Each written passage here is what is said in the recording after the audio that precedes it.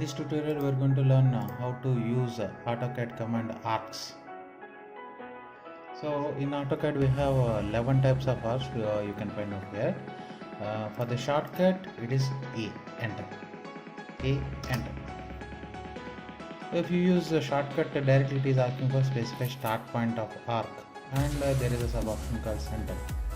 If I click it here, again it is asking for specify second point of arc, and we have added one more center and end. If you click the second point here, and it is asking for end point of arc, there is no sub options. Okay, this way we have created a 3-point arc.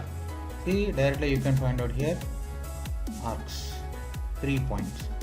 In the panel bar also we can find out these arcs, 11 types. First one is the 3-point method, which is I have specified here. See, we will go through one by one. 3 points. By the name itself you can see 1, 2, 3 in the preview also. First point, second point, third point. Either you can click somewhere over here. For easy explanation I am creating a rectangle like this. At the rate 30, 20, enter. See, I have created a rectangle with 30 by 20. Here in rectangle we can find 4 points. I am creating 3-point method, like with the crosshair itself I can specify these 3 points. See, it is passing through whatever the points I have specified. So this way, if you know the points, you can use this arc command. Second one is the start, center, end.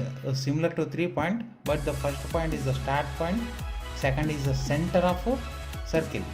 In the example also you can find out center point of the arc. Like arc is the cut portion of a circle, right? Similar to start, center, end. I am specifying, like I am going to use this as a center point. I am specifying start point here, center point here, and right away it is showing like in a counterclockwise direction. It is creating a circle kind. With respect to this center, it is creating the arc. Wherever you specify the third point, it is creating.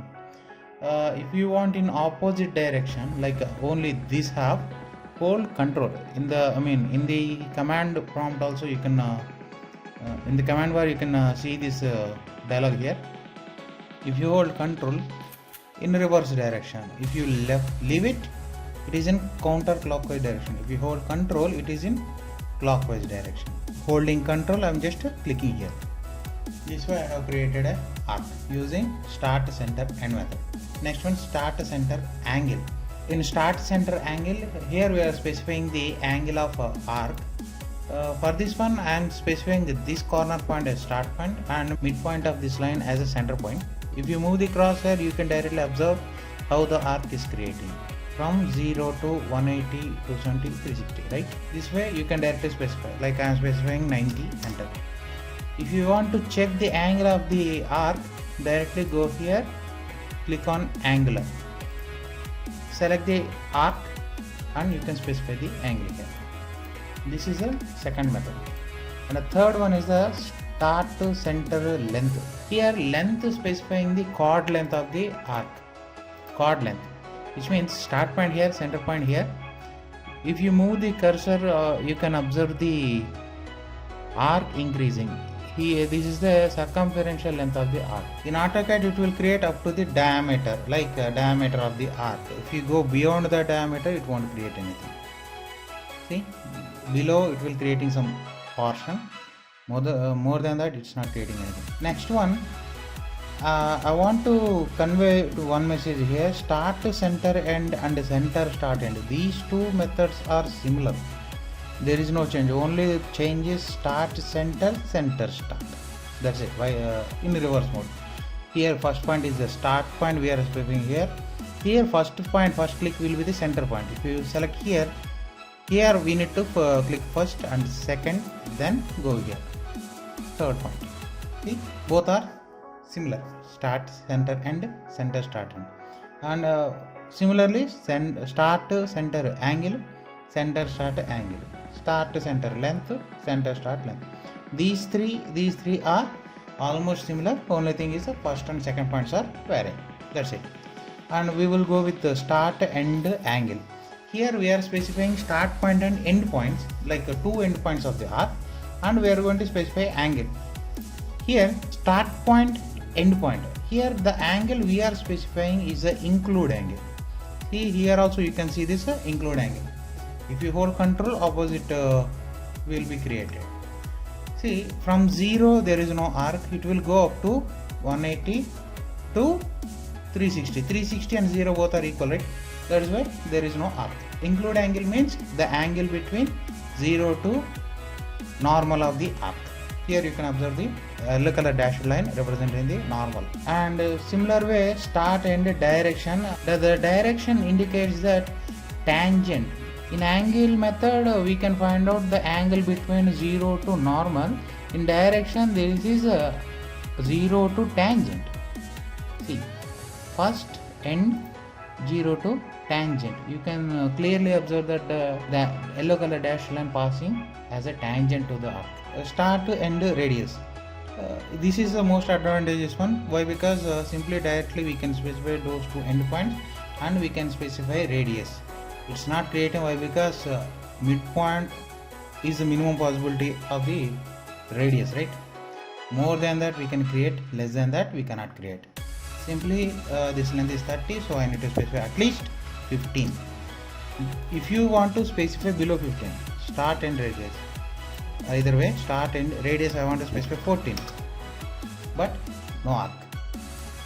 Start and radius, start point, end point, and the radius will be 20. These I have created. Got it? In start and radius, directly we are specifying start point, end point of the arcs as shown in the example, and we are specifying the radius specific value. And the last but not least is continue. Actually, continue is by the name itself it is justifying that continue to previous object. If I say I am creating a 3-point arc like this, start point, second point, end point. This is the end point. Please remember. If I click on continue, directly start point is starting with the end point of previous one, and it is also continuing the arc. See, if you want to click here, see, observe, this is just looking like a circle, right?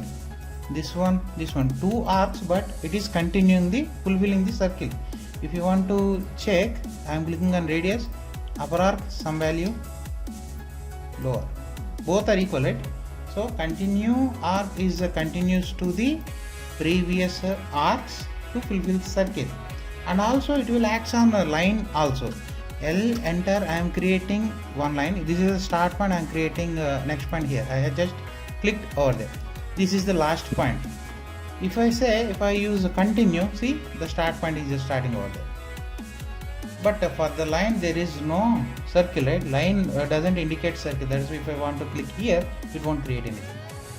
See, it is creating a continuous arc tangential to the previous one. Directly, if you know the points, you can click somewhere over here to create the continue arc. For example, if I want to continue to a rectangle, I have created a rectangle, but for the rectangle there is no close point, right? If you say, if I click on continue, continues to, considering this is the end point, right? There is no end point for the rectangle. This is all about arcs. Thanks for watching. Take care.